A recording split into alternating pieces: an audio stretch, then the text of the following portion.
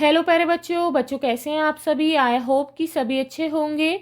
बच्चों आज की इस वीडियो में हम कक्षा 5 के विषय पर्यावरण अध्ययन के सप्ताह 27 की वर्कशीट को सॉल्व करेंगे जो कि ईडीएमसी के द्वारा दी गई है। बच्चों आपकी इस वर्कशीट का टॉपिक है पाठ 19 किसानों की कहानी बीज की जुबानी। तो वीडियो को शुरू करने से पहले आप हमारे चैनल को सब्सक्राइब कर लें ताकि आपको आने वाले वीडियोज़ के नोटिफिकेशन मिलते रहें। तो शुरू करते हैं। फर्स्ट है सही विकल्प चुनकर उत्तर दीजिए।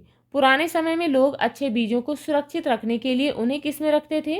थैलों में, मिट्टी का लेप लगी सूखी लौकी में, या फिर मिट्टी के बर्तनों, या फिर बड़े बड़े ड्रमों में। तो बच्चों आंसर है ऑप्शन नंबर सेकंड, मिट्टी का लेप लगी सूखी लौकी में। नेक्स्ट है आपकी समझ के अनुसार निम्न फसलों में से किस फसल को उगाने के लिए सबसे ज़्यादा पानी की ज़रूरत होगी? तो बच्चों यहाँ पर ऑप्शन है गेहूँ, मक्का, दालें, चावल। तो बच्चों आंसर है ऑप्शन नंबर फोर्थ, चावल के लिए बहुत अधिक पानी की ज़रूरत होगी। नेक्स्ट है भास्कर भाई ने कुछ ऐसे पौधे उगाए हैं जो मिट्टी के सूखने का संकेत उन्हें दे देते हैं। इनमें से एक पौधे का नाम है। तो बच्चों यहाँ पर ऑप्शन है नारियल, क्रोटन्स, बाजरा, कपास। तो बच्चों आंसर है ऑप्शन नंबर सेकंड, क्रोटन्स। अब बच्चों क्वेश्चन है निम्न में से किससे खाद नहीं बनाई जा सकती है? तो बच्चों ऑप्शन है फलों तथा सब्जियों के छिलकों से। तो बच्चों इनसे खाद बनता है बचे हुए खाने से भी और सूखी पत्तियों से भी। तो बच्चों किससे नहीं बनता है? ऑप्शन नंबर सेकंड, प्लास्टिक से।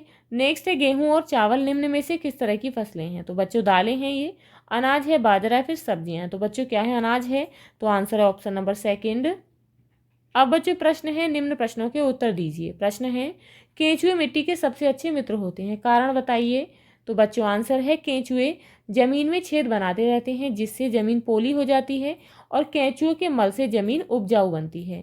नेक्स्ट है बेकार चीजों से खाद कैसे बनाई जाती है? अपने विद्यालय या घर के आसपास किसी खाद बनाने वाले कंपोस्ट पिट का पता लगाइए।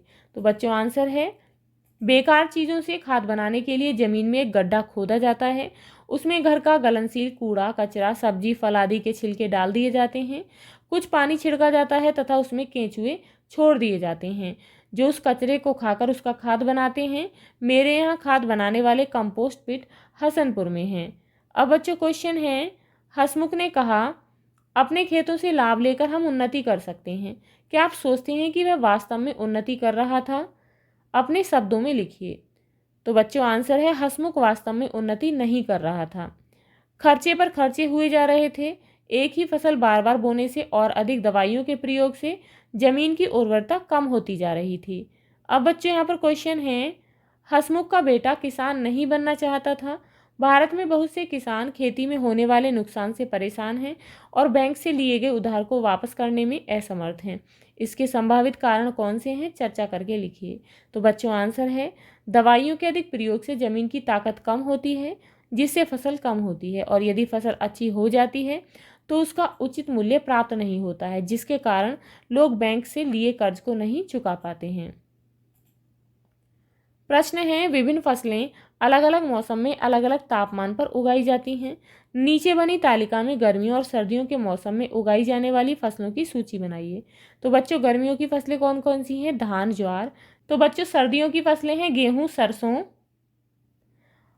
और कौन सी हैं? जौ, आलू। ये कौन सी हैं बच्चों? अरहर और मक्का। ये है गर्मियों की।